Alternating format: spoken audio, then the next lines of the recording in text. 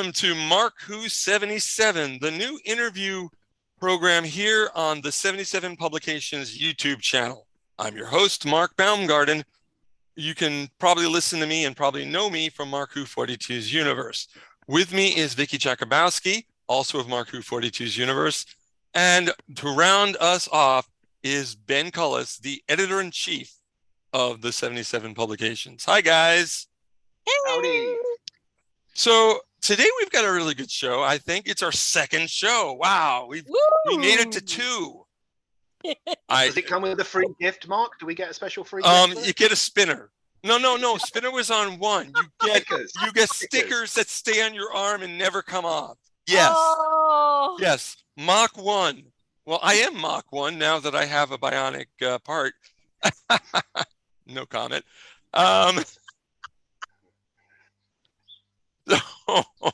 Anyway, we've got a great show for you today. And Ben, why don't you introduce our guest?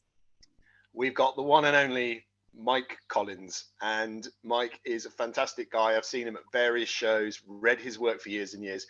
Regarding the 77 Publications, he's been a huge supporter and has produced a couple of great strips for us.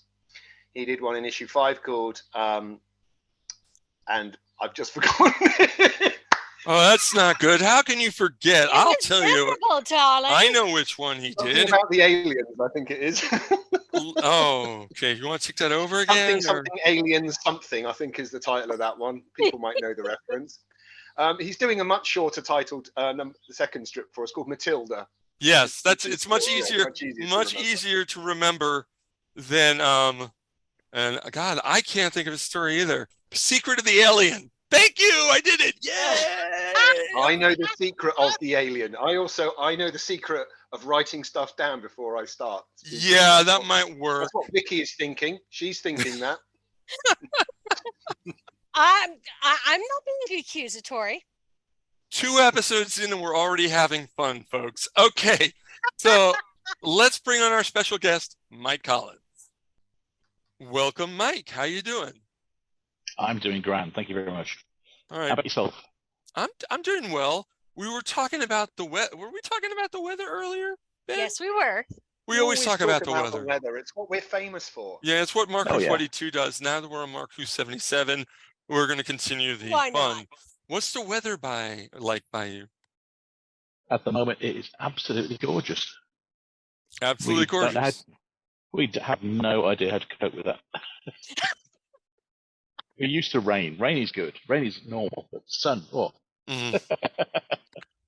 I'm part vampire myself, so every time the sun comes out, I just kind of do this. Can I just do one thing right here? Right. Sure. Congratulations on your nuptials, Mike. Oh, thank you.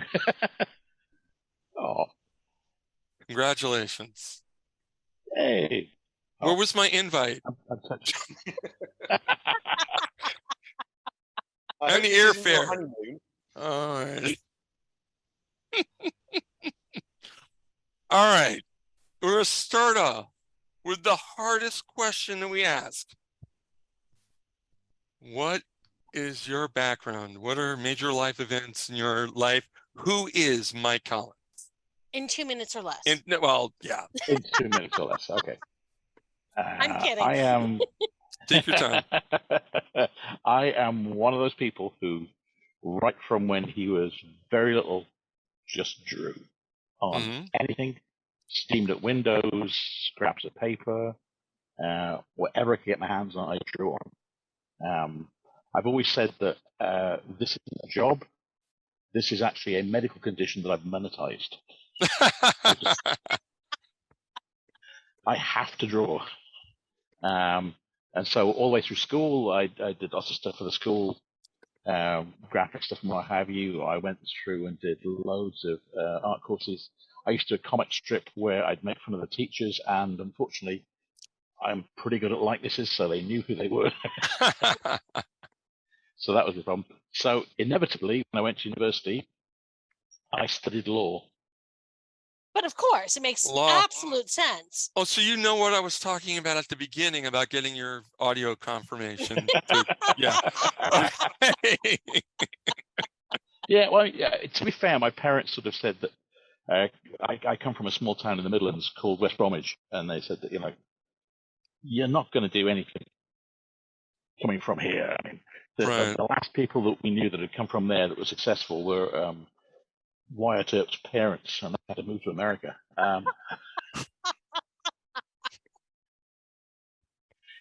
Oh, we that does not remember. bode We well. remember.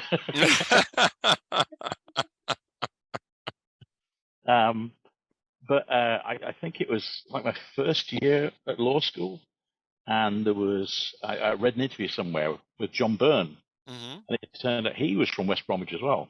Oh. He's known as a Canadian artist, but Yeah. he was born in the same town as me, and that just sort of set a light bulb off in my head, just like, I'm going to do this. I am just so going to do this. Somebody came from my hometown and did something. Subsequently, I found out there are actually several famous people from West Bromwich. Robert Plant was born up the road. Oh, wow. Hey. I was born in the same hospital as Phil Lynott Mhm. of Thin Lizzy. Yeah. He's actually from West Bromwich as well. And Cool. there's, bizarrely, there is a pub in the centre of West Bromwich, which on its wall has the famous sons of the town, and it's me and Phil Lynott. Cool. Which is the most absurd thing I've ever seen in my life. I just can't get my head around it. Whenever I go home, I take my mom there just so I can go, look, I did something. I'm on the wall of the pub. For our American viewers, I'm going to confuse them. Are you a Baggies fan then, Mike? Nah, you see, this is the weird thing. Growing up, my mother was the football fan. So I kind of wasn't interested in football. My family's all Irish. And my dad, he was never interested in football at all. He used to be a hurling man or rugby. So actually, I'm more of a rugby fan than a football fan. Sure. So yeah, as far as I'm concerned, the Baggies are my mum's team. So it's like, that was a separate thing. Football is a separate thing. So yeah. You live in Cardiff, don't you? Which is obviously, Wales is probably its first sport is rugby. Oh, union, absolutely, yeah. I mean, we do better with football these days, but like Gareth Bale went to school with my daughters. World famous footballer, and they just let me down because none of them married him. So didn't get any of that money. That's a career plan, isn't it? Getting your daughters to marry someone. I'm sure they are all rolling their eyes at you right now. Oh, they do every day. It's fine. The funniest thing, we're sort of digressing here completely, but that's okay. Why not? We love doing that here. I've got 3 daughters, and they sort of just like accept the fact that's what Dad does. Dad sits in a room and draws. And my youngest daughter was really just like, I don't care. What you do, I don't care. And then I got this text one day at the studio, and it's her saying, I'm sitting here with a bunch of my friends at school, and they know more about you than I do. Who's Gambit? What did you do with Gambit? So I had to do like a quick cliff notes on my career to my daughter because her friends knew more about my stuff than she did. Oh, Vicky, why don't you ask a question? I can so understand. I'm from a family of 6 kids, and we all roll our eyes at our father too. Yeah, but his career choice was military, so it's a whole different ballgame. So it's actually the family business is the military. I was too short. You can't tell quite how short I am. I'm actually only 4'11". So I am 1 inch too tall to be in the Little People of America. Oh. Okay. Weird little tidbits. That's their loss. That's their loss, Vicky. That's their loss. When I was going back for my master's degree, I went for every scholarship I could find, and that's when I found that out. But so obviously you made the best career choice of saying goodbye law. I actually, my day job, I work with a lot of lawyers, so nice choice. But I mean, it was also our game, because then you've gone out into the world of graphic design and comic books. And I mean, did you ever in the beginning years, did you ever worry that you made maybe the bad choice because, you know, it's so hard to break in, so hard to get ahead and make money? I think I was too stupid to realize that this wasn't a good idea. Well, then better for us. Good. Yay! Yeah, Well, no, you it know, was.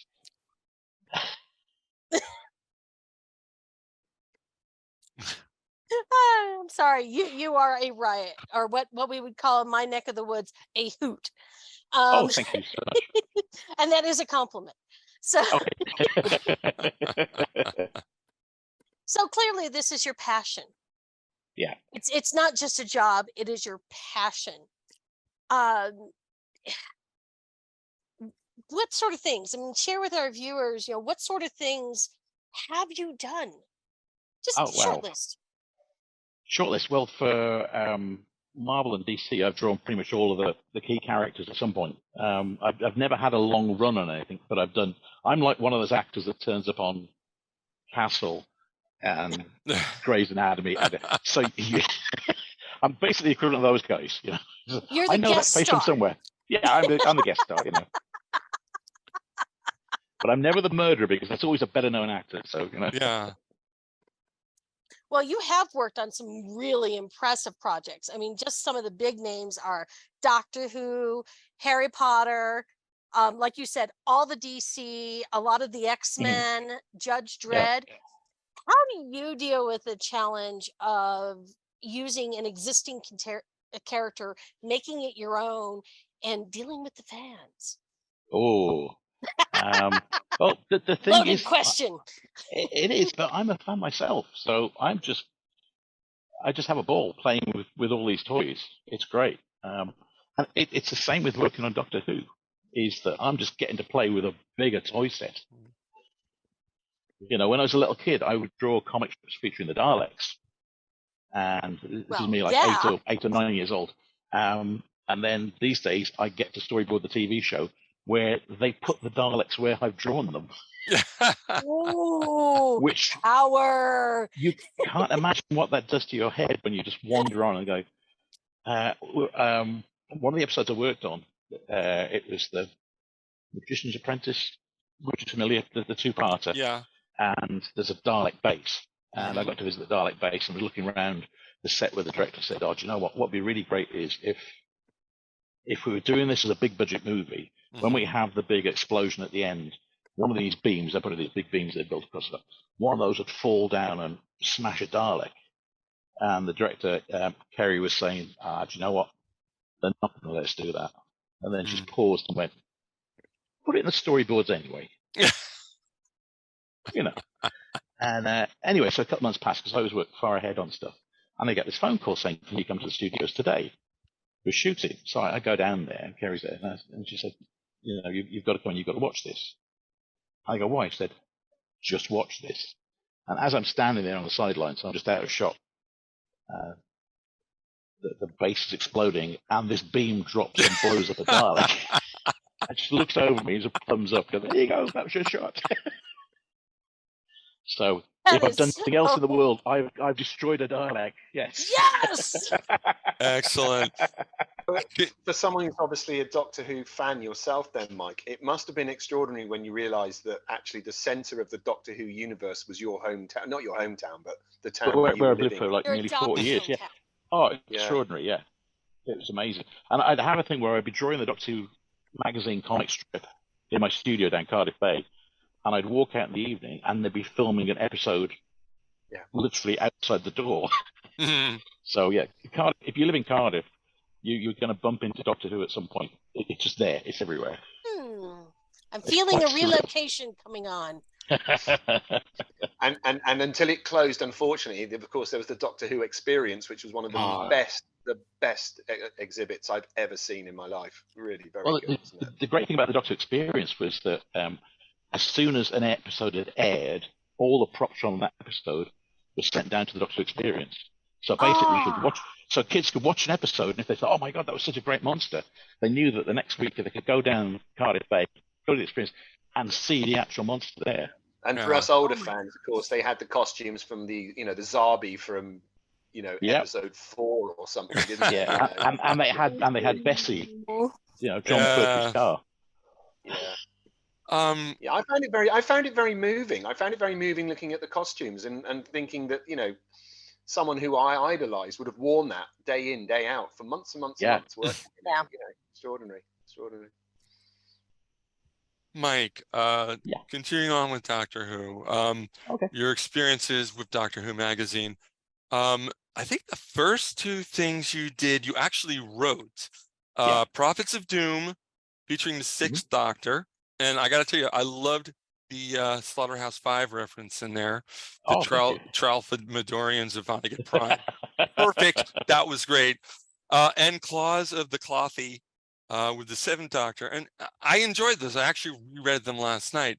Great. But after that, and I know you did some writing, but you mostly do art now? You don't really write anymore? I still do both, but what happened was, because I basically got lured away, you know, with cheap nylons and bubblegum to work for American Comics. If you draw an American comic book, you're doing 20 pages. Right. So there's not a lot else you can do. I mean, I did do some writing for DC and a little bit for Marvel.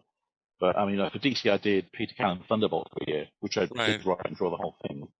But generally, the deadlines were such that I just drew. So I still do a bit of writing now. I've been doing some writing for the other Star Trek Explorer magazine that's been coming out, which has short fiction. I've been doing a couple of short fiction stories in that. I've got one in issue 6, which I think was out last month, which was basically me thinking, what if Ray Bradbury wrote a Star Trek Voyager story? And that was my starting point, and I went from there. Ooh. Okay. So because of that, do you consider yourself more a writer or an artist? I asked this to Steve Parkhouse. I'm asking you.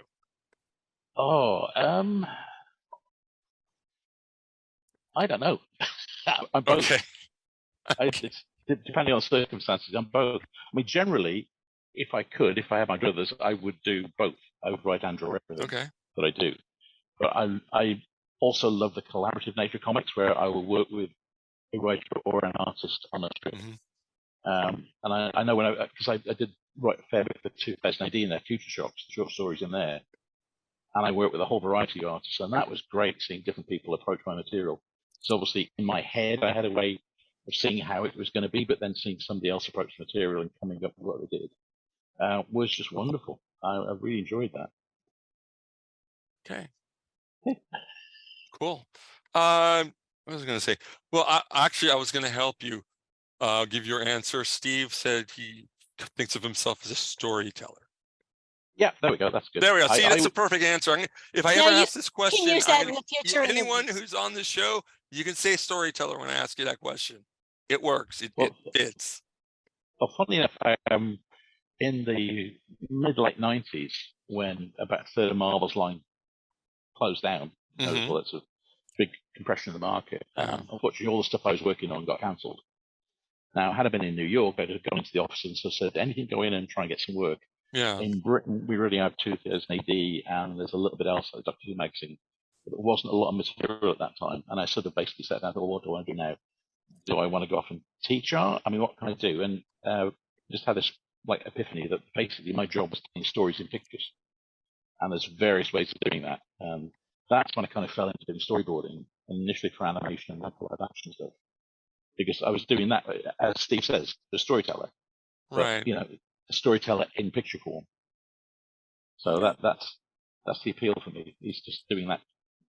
Like funnily enough, doing the Star Trek stories for Star Trek Explorer. Right. I'm also doing the illustrations for them. Cool. I can't not do that. Well, of course, makes perfect sense. Yeah. Ben. I spoke to Will Simpson, another 2000 AD artist and storyboarder, of course, Game of Thrones. And I asked him about the transfer of his skills from comic book to storyboarding, because of course storyboarding is very technical. You're doing direction work, aren't you, in terms of camera movement, angles and such like. Do you yourself get the shooting script to work from, or were you actually there to envisage those shots yourself? Because you mentioned about the Dalek having a beam falling on it, but that didn't come from the director. The director said, do this. So Do you have any scope, or you were very tightly kind of, guided? Do you know, it's different with every single director you work with. If you look at my storyboards for even just one show like Doctor Who, every episode the boards look different because the expectations and the needs of each director are different. Mm-hmm.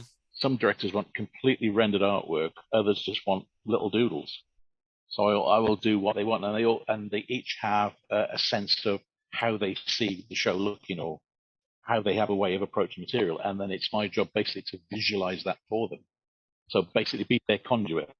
I worked on a show called Nightfall about the Knights Templar for Amazon. Okay. Okay, yeah. But that was being shot out in Prague, so I was out in Prague working on that. And the director that I was working with, Douglas McKinnon, said that basically my job was to go away, draw what he wanted the shot to look like, so that he could basically stand in front of the crew who spoke about 7 different languages and point to my picture and go, this. That's what I want. Do this. That's amazing. You didn't know you were a translator. Yeah, there you go. Art, the universal language. Oh yeah, it really is. Yeah. Well, talking about storytelling. Oh, keep going. No, please. Well, I read about you have this Read a Million Words project that you've worked on. Yeah. And that sounded really fascinating to me when my son, who's now an adult, was young. I'm a voracious reader. He was not. And it took comic books and science fiction that really opened his eyes, and now he enjoys reading, although mainly in those genres. But of course, I don't have a problem with that. But tell us about this project. It sounded absolutely fascinating to me. Oh, it's brilliant. The idea was that I live in Wales. Wales is actually a separate country to England. Mm-hmm. Despite what the English think. They think we're their holiday resort, but if you like, we're England's Canada. There you go. There you go. But no. So the Welsh Education Authorities came up with this idea for a thing called Read a Million Words in Wales, where they would get schools to get the children in the schools to sort of basically count every word they'd read, and it could be a book they'd read, it could be a magazine they'd read, it could be the label on a ketchup bottle. Mm-hmm. But so long as they sort of counted the words they were doing, so it became a bit of a game, and each school would then build up like a line of how many words had been read in that school. So that's like the Read a Million Words, trying to get up to 1 million words for the schools. My job was to go around and do workshops in schools. I went around loads of schools, all sorts of different levels as well. So I was going in teaching 7, 8-year-olds. Also, I was going in 14-year-olds, 17-year-olds. Funnily, basically doing the same stuff with all of them. Mm-hmm. But it's just the way they approach material was very different. But I would do things like one of my favorite things to do was to take a nursery rhyme. So, say Little Miss Muffet. And because funny thing, it's Jim Shooter that came up with the fact that Little Miss Muffet is a perfect comic script because it's got location, action, interaction, reaction, conclusion. It's all there in the story. And it worked. It's great. So I do that, and I go into schools and I do that, and I draw it up on the board, and I explain why I picked the shots I picked. So, sort of a wide shot of the meadow, and then close-ups on Little Miss Muffet, and the close-up of the spider, and the action.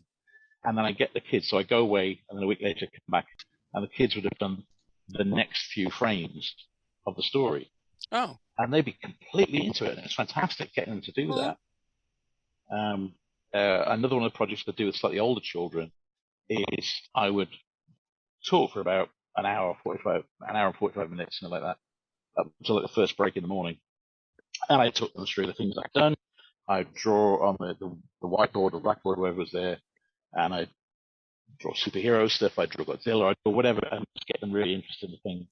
And I'd talk about monsters and creatures and get them engaged on that level. And then I'd basically say, okay, so after the break, when you come back, I want you to draw your own creature. And what the other thing you need to do with it is, I want you to say what its powers are, where it lives. And with kids that are slightly older, again, I'd actually get them to go to the library and research stuff. So to say, my monster lives in New York, we'd go to the library and get a book, in the school library, and get a book about New York. So they knew that when they were going to draw this, they knew what the location was and all this sort of stuff.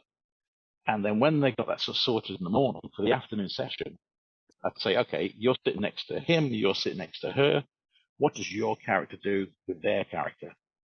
Ooh. And then in the afternoon, I would get them to do a little comic strip between them in little groups of 2 or 3. By the end of the day, they would have, it'd just be 6 frames, 6 panels. But they'd have come up with ideas, they'd have researched ideas, they'd have drawn stuff, they'd have interacted, and they'd have produced a piece. Wow. It was great doing it. I loved it. We need something like that here. Yeah. Need a lot of things over here, Vicky. Yeah. But let's not tie into that. No, but Ooh. I think that literacy is a topic that's near and dear to my heart. So Yeah. I just think that is phenomenal that you've taken your amazing talents and taken it one step further. And maybe we've got a new budding artist or storyteller in the mix. Absolutely, yeah. You've influenced. Well, there was one school I went into, and there's a town called Bridgend, which is a bit further up from where I live in Cardiff. Mm-hmm. And if Bridgend was in America, it would be Twin Peaks. Full of strange creatures, some of them human. But I was actually in what was the worst school in the worst district in Bridgend. And I was told this before I went there. They said, you're going to have problems. These kids, they're off the leash. And I went in, and it was a bit rough to start with. And then they sort of started clicking that they were going to be drawing stuff like their ideas. And they went out for the break, but one kid stayed behind and was drawing. And the teachers were wandering by the classroom looking in. And I thought, okay, this is weird. So I went and chatted to them and said, what's the issue here? And I said, well, that kid sitting over there that's drawing, concentrating on his drawing, he's been excluded from school like twice since Christmas, and it was February. And he's never shown an interest in anything. Mm-hmm. But bang, he was drawing, he had ideas, he was putting them down, and that was just fantastic. Cool. So it's as you say, it's great when you get that kind of reaction. Yeah. Absolutely fantastic. I have a question. Okay. Do you prefer working on British or American comics, and what is the difference between them? Ooh, I love working on both. Okay. It's weird because there's so many of us in Britain and Ireland that have basically taken over American comics in the last 2 decades. Yeah. That's why they got better. Yeah. It's great because it's playing with the characters. It's coming up with stories that suit those characters, that honor that tradition that exists with those characters. Right. It's fun. I think British stuff tends to be a bit more irreverent. 2000 particularly, and that's the spirit that 77 definitely embraces, has this anarchic. It actually comes out of punk. I mean, that's the whole thing. That's 77 being 77. Yeah. When 2000 he started, it was birth of punk, and that still, I think, goes all the way through that system.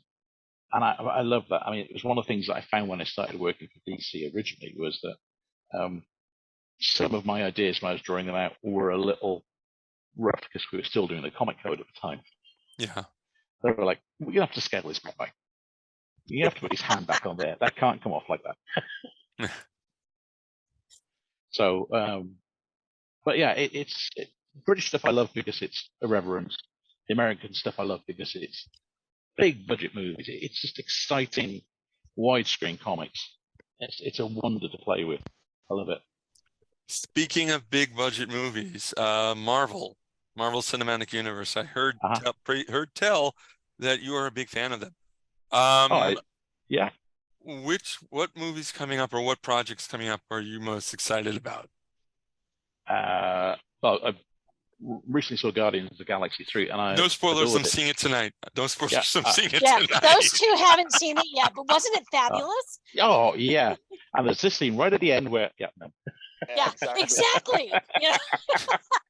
It's great. The soundtrack is wonderful as well. The kid of the 70s. Yes. Oh man, this soundtrack is amazing. What I love about that, and what I think Quantumania was missing, was a heart. I mean, Quantumania looked great, Yeah, Yeah. I liked You know, Quantumania. I had no problem with it. But yeah, Guardians was so much better. Oh, Because- I It would was guess. like it was good, Yeah. and I enjoyed watching it. But Guardians was like here. yeah, you're Gotcha. emotionally invested in the characters in a way you're not with Quantumania. Right. Yeah, you will cry. You will cry. Okay. I'll bring hankies tonight. Oh yeah, do that. All right. The things that are coming up. I don't know, what have we got coming up next from Marvel? Well, TV series is Loki season 2, Secret Invasion, Echo. Movie wise, I know Captain America: New World Order, whatever they changed the title to, and a few others. I mean that's still a way off though, isn't it, Captain America? Yeah, but Secret Invasion is next month, I think. Yeah, June. Yeah. That one I'm looking forward to because what I've read about the guys that are behind it is they wanted to get that sort of 70s paranoid political thriller thing going on with it, which I love. You know, the 3 Days of the Condor sort of stuff. You know, Yeah. I think it's going to have that kind of feel to it. So that's one to look forward to. And it's got to be a completely different story than the Secret Invasion comic book, because that was a billion issues of comics, and this is like six episodes. So it's got to be different. So it's they've done that all along. So I mean, they did that with Civil War as well. They just had the title Civil War. Yeah, they did do Civil War. The general outline of it. Yeah. Okay. Yeah, and I'm really happy, and I'm really looking forward to the Batman film in a couple weeks. Oh, sorry, the Flash. The Flash, yeah, that looks good. I know. I'm calling it the Batman film too because it's like, but we got Batmans. Yeah, you know, it could be interesting. Yeah, it could be. And we have there he is. I'm Batman. I get a new Michael Keaton figure. It's great. I'm so excited. Michael Keaton's coming back. Oh, I know. Do you know what the greatest thing about this is, though? This? Yeah. This is tax deductible. Yes.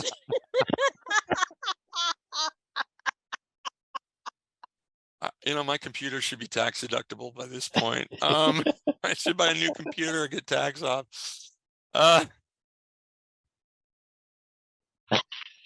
Who wants the next question? Okay, I'm gonna interject. So, Mike, you've been a big supporter of ours in the 77 from the beginning. You've worked with Mike Powell on two strips. Who Knows the Secret of the Alien, which both of you just jumped on the 77 thing completely. There are more Easter eggs and things to hunt, all over that. And it's a great story. And then you came in and did part 2. I think Sarah Millman was our first artist on Matilda. Have you going to ask this? Because Mike will be pleased to hear you talk about him anyway. He said, make sure you ask him about it. Have you worked with Mike elsewhere? Because I think he could do some great superhero stuff. No? Okay. No. I mean, he's just somebody I know the name of from Twitter, I suppose. And it's like, it's this weird thing we've had in the last few years where there's friendships born on lockdown. There's so many people I kind of know, but I have never met. And at some point we're going to meet and it's going to be really weird. I think that whole lockdown thing. I mean, the whole reason I'm here tonight, and probably, is because during lockdown, had a notion with some friends about doing some comics, and here we are 3 years later, and we've done comics. And I just think it's fantastic. For example, like someone like yourself, who's well established and well known in the industry, was able to give a writer like Mike, who's he's not new to writing, he's just not been necessarily published a great deal, but gave him a chance to work with you. And it just goes to show that I think the way we communicate now, like we are doing right here and now, has changed probably everyone's opinion about how we communicate and how we work. So it's just great, isn't it? Oh, Ben, absolutely. Ben, are you telling me that COVID-19 is the cause and the reason that the 77 exists? Should we love COVID now? It's just it was planned. It was supposed to be. We were supposed to be showcasing at Lawless, which is a convention close to our hearts. A very British centric kind of convention. It's what I'd call a boutique convention. It's small. It's all about the heart of the people go there, and it's near Cardiff, where Mike lives. It's in Bristol, my hometown. And we were going to be just producing a festival comic But since then, things have changed, and we now produce a program for the festival. And Mike, if you ever attend, I don't know if Sue Hadrell has ever reached out to you to do. It's on at the same time as MCM, and I don't know whether you get booked up for London MCM. I will do Lawless whenever Sue asks me, and I will be there in a couple of weeks' time. She'll be listening to this. Yeah, Sue, listen to you. He'll do it, right? And then, well, she knows I'm there. I'm there in a couple of weeks' time. And it's one of my favorite shows. We have this thing where we get the guests to do a panel or a page of the continuing story strip that Steve Bull has created, a character called Lawless, and has got a whole backstory now. It's fabulous. So Mike McMahon did a back page for us. We got various other Clint Langley's done some work. We're chasing names, and so Steve Bull, Mike will turn up and he will do a page. You've got it here on tape. Okay, I already have. It's on tape, legally binding. Yeah, I've done a page already. It's in the booklet this year. I've done a page this year. Oh, how did he manage to get that off you? I know nothing about these things. Yeah, I'm in there. I'm in there already. You can't. No spoilers though, because it's just been printed. I'll be collecting them in a couple of days. So, are you going to Lawless this year, or you're saying I will be there and you're not going? I am going. I will be there. Oh, there we go. Right, I'm making. Yay. No worries. Well, I'm a sponsor of the show, and even I can't remember. I can't keep up with it all. Ben, 1 year at Lawless, we should have a MarkWHO77 panel, and we should be flown out. Virtual. Oh, I'll do virtual. Fine. All right. No, we'll fly you. Well, you can fly.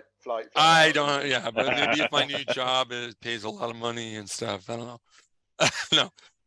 Yeah, we're breaking out into a 2-day convention, and I don't know how it happened last year, and I don't know. I'm just gonna stick to drinking sweet. I'm not gonna advertise for a large corporation, but I'm gonna just drink sweet carbonated sodas. That's it. Yeah, it's next week. I'm very excited. Very excited. Yeah, it's this coming week, or it might be the week that we're airing this on YouTube. I'm not sure when this comes out, so it could either be on the weekend, before the weekend, or right after the weekend. So and I think we are going to have timey-wimey. Yeah, we're going to have Sue Hadrell on another show, and she'll tell us how it went, and maybe there we go. About her work.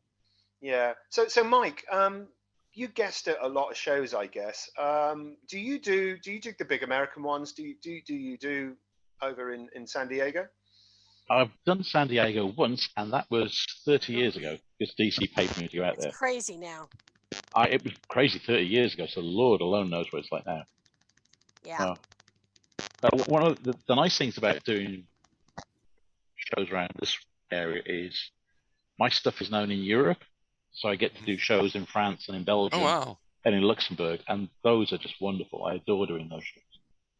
And I sort of try and do it so I've got a few extra days so I can go sightseeing and basically just enjoy myself. It's a sort of, the thing is, growing up where I grew up, the choices I would have had I stayed back there and what have you, I'd have never got to visit all the places I did from drawing comics. It's, it's a great side thing from it, great side benefit of it all. It's, I'm trying to think of a better way of putting it. No, it's great. That's as simple as that, yeah. I get paid to go to Belgium. I get paid to go to Luxembourg, France. Oh, it sounds so rough. I know. Yeah, we did it with one show I did in France, the Saturday evening, where in most British shows you might go out for a meal. We got invited to a vineyard to do a wine tasting for the whole evening, and it was rough. I tell you, you just.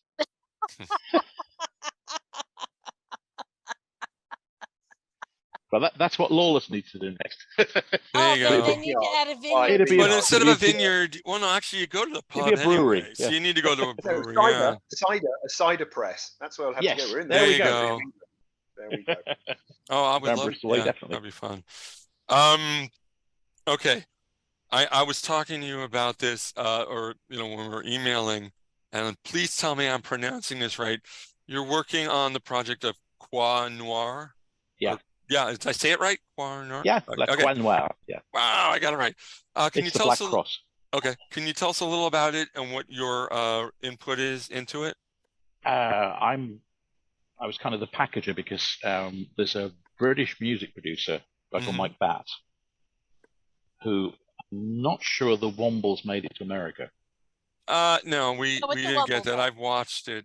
Okay, yeah, but no. But Mike Batt bought the rights to Wombles very early on, and then did a load of music using his characters, and basically made his fortune from that. And he's become one of the stalwarts of the British music scene in all sorts of ways.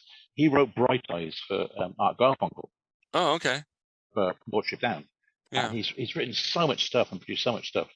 But during lockdown, he got contacted by this French guy who's a singer who wanted to produce his album. And it's like they got talking like we're doing now. And the idea came up that rather than just do an album of songs, that to basically sort of flex off this guy's location and the culture. And so La Croix Noire is actually a comic book based around a concept album about a French detective who has a certain amount of superpowers. Cool. So Mike was actually sort of putting out on Twitter saying, would anybody be interested in drawing something like this? I just thought, this is Mike Batt. This is the guy that did the Wombles, which as a kid I was obsessed with. Yeah. So I sort of got in touch with Mike and we sort of talked it through, and I ended up sort of producing the art with there's a colorist and a letter that I use on a lot of projects for things outside of comics. So I do a lot of stuff for packaging material for companies that want comics style stuff, but you know they want a one-shop stop. They don't want to have to worry about getting to people. So the three of us, there's me and Jason Card, who's a colorist, and Ian Sharman, who's a letterer. We basically just produce work and just send it off to them. And we've done 7 issues of the comic, which I think at MCM, which we're not at because we're at Lawless. They're going to launch it as a full graphic novel now. So. Oh, okay. Oh, wow. So it'll avail a graphic novel, but it's great fun to do. Is it interactive? Does it have kind of cuts to? Because I've discussed this with someone else about making musical comics where you put QR codes in, so you could then go to a soundtrack and listen to the music while you're reading it. I don't know if it's kind of. They haven't done that with this, but there was a computer game as well, so you could have the adventures that were in the comics and were sung about, and you could play the game as the characters as well. But I think with the QR code, a trick they missed. So next edition of the graphic novel can do it. Excellent. Vicky? Well, I have to ask. I hear that you're in a tribute band. Oh, yeah. With your daughter Rebecca. Cool. Tom Waits? Why Tom Waits? What? Okay, so I found out I had a Wikipedia page. And yeah. Oh, by the way, everyone, please make me a Wikipedia page and make it nice. Make it nice. Don't go crazy. Oh, creative writing. Okay. Someone has to do MarkWHO77 and MarkWHO42 pages. Yeah. Those are the ones that need. I don't care about me. I want my show. Yeah. No. So anyway, so okay, somebody. I want to hear about this band. I'm sorry. Go ahead, Tom Waits. Go ahead. Somebody created this Wikipedia page, and my thing about Wikipedia is basically you can put any bollocks you like up there. Yeah. Yeah. So I did. So as it happens, a lot of my friends here in Cardiff, the area I live in Cardiff, are musicians, and they play. There's a club locally, and it's live music all the time, and it's great. And I have sung with them occasionally, but not much. But a couple of us joked about the idea of having a Tom Waits tribute band because we're such big fans of Tom Waits. And so the idea was, and my daughter came up with the name Tom Waits to No Man. So when I found out I had this Wikipedia page, I thought, well, do you know what? I'm just going to add this to my. Well, it's so weird you should say that, Mike, because I've had a Tom Waits tune as an earworm all day. Which one? Is Long John, he's long gone. He's gone to Louisiana and he ain't ever coming home. I don't know if you remember that one. It's from Swordfish Trombone, I think. Oh, yeah. Rain Dogs. Yeah. And it's been my earworm all day. How weird is that? Well, the one thing that me and the guys would always do when we sort of just in the bar sort of talking about, there's always, so what's he building in there? You can get really like, what's he building in there? The playhouse for the children. You can do it. You've got it. Yeah, look at you. Yeah, pretty much. Is this going to become Tom Waits 77 or something? Well, only if he becomes a regular on the show. No? There's a British, going completely off track here. There's a British radio comedy that was around a few years ago called Museum of Everything. Okay. Yes. Okay. I don't know if you ever think I listened have to it. Yeah. So they would always do these things about things that were on at the museum, and one of the episodes, they get a guest curator, and it's Tom Waits. And it's this thing about, I don't remember that one. Oh, it's Okay. well, you would if you'd heard it. Okay, well, maybe I didn't hear that series. Yeah, it's like, we need a new person on the desk over there. It's got to be a one-eyed dwarf. Everything, all the way through the episode, just references to Tom Waits songs. It's wonderful. I got to go through my audio CDs, see if I can find that. Oh, God. I know BBC Radio put it out. Okay. Well, at least you're having fun with it. Oh, yeah. Well, we're running to the end of the show. Okay. We're going to go to final questions, and we're going to start with Vicky again. Unless she doesn't know, and then we'll go to Ben. Well, I just wanted to see what's your next project other than Lawless. That's a good question. Oh, okay. I've just completed an issue. I don't know if you guys know Commando magazine. It's a British publication that's been going on probably since World War II. Okay. But it's digest size. It's like 2 panels a page. It's 63 pages. And I'd mentioned in passing to somebody that, unlike my bucket list was that at some point I'd like to do an issue of Commando. And this guy then told the Commando people, and they just sent me a script through. It's like, oh, okay. Apparently I'm doing Commando. So I got to do this really involved story, which I'm sure was more detailed than normally are. Because it was the raid on Dieppe in 1942, which meant I had to draw 7 types of planes, 3 types of tanks. Oh, wow. 5 or 6 different types of airplanes, and 3 different battalions of Canadian troops. And it was great, but the story was quite. You have to get it correct, though, don't you? Oh, you really have to get it right. Yeah. The readers of those comics are absolutely sticklers, aren't they? Yes. Oh yeah. So that was fun. So I've done that there. What am I doing next? That's a very good question. Most of the stuff at the moment is TV work. I'm working on a few shows, which will be brought to you by the letters N, D, and A. And the number 42. And the number 42. Yeah. Well, one of them. And 77. I'm sorry, I used the wrong. Sorry, Ben. I meant 77. I'm sorry, my mind slipped me. 70. Well, 42 is important too, but yes, 77. I had a weird thing towards the end of last year where I was working on 2 shows simultaneously. One was on Paramount. There's going to be a prequel series to the movie Sexy Beast about London gangsters. Okay. Have you ever seen that? Ben No. Kingsley. No. Yeah, Ben Kingsley. Yeah, in that? Ben Kingsley. Right, Ben yeah. Kingsley, amazing. Okay. Ray Winston. Cool. So, but this is their characters as they were young in the 90s, running all sorts of nasty stuff in London. So I was working on that grim, gritty, really serious, heavy testosterone. But at the same time, I was working on a kids show called Gangster Granny, which is about a granny that steals crown jewels. And I had to make sure that I wasn't getting things crossed over in my storyboard. So nobody was getting horribly mutilated in Gangster Granny, and nobody was hanging out with the Queen in Sexy Beast. So. Yeah, we don't want Sexy Nanny, do we? Or No. no. Take no. Ben. Okay, I wanted to point out, it's not really a question, but you very kindly, when instead of taking a paycheck from us for your page rate, you've asked me to make a contribution to a charity. Am I getting it right? Is it Tenovo or Tenuvo? Tenebus.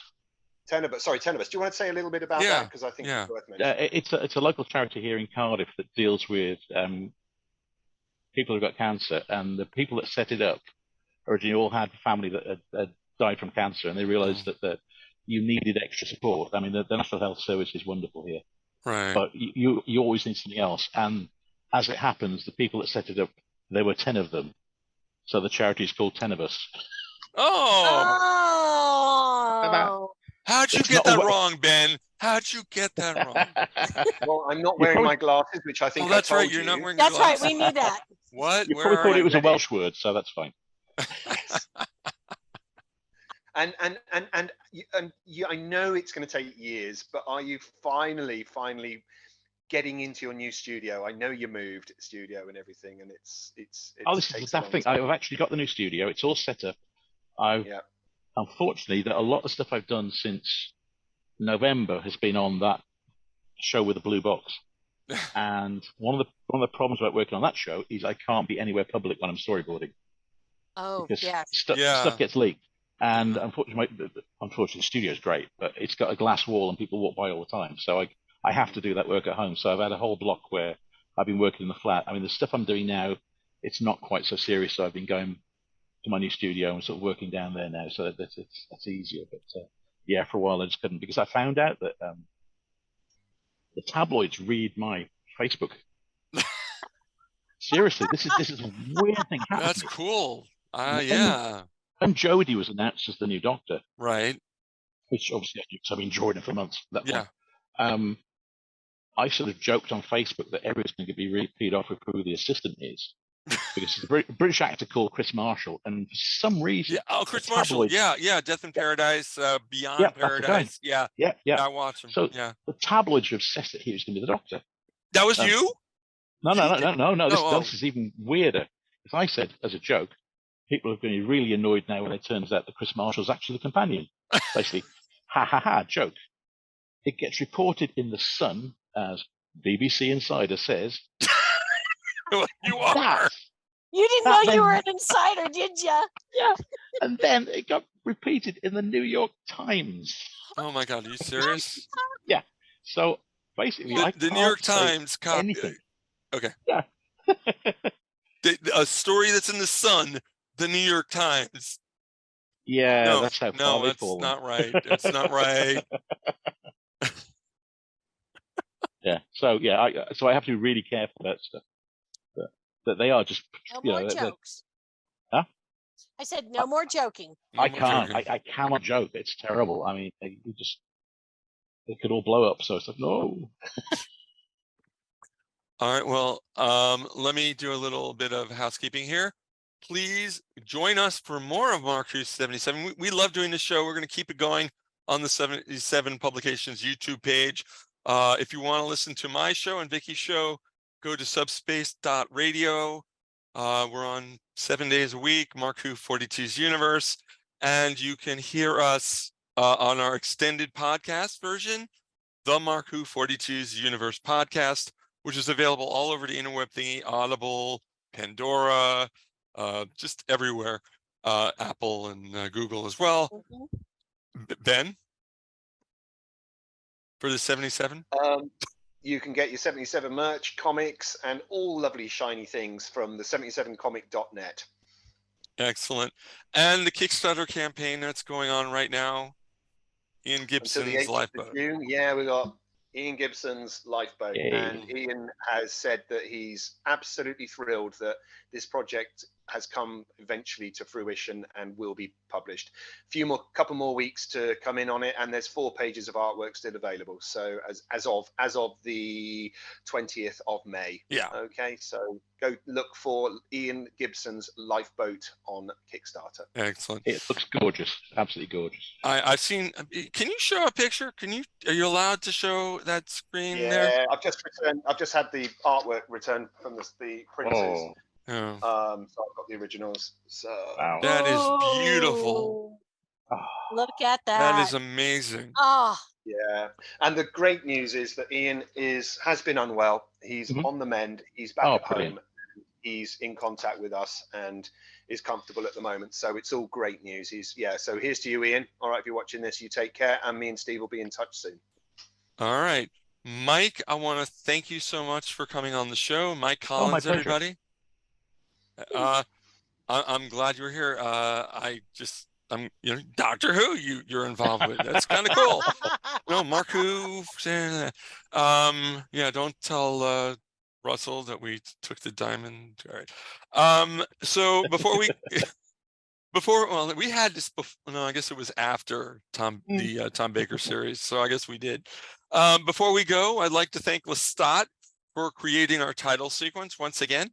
And on behalf of all of us here at MarkWHO77, as Banksy would say, Until next time, stay lucky. Bye, everyone.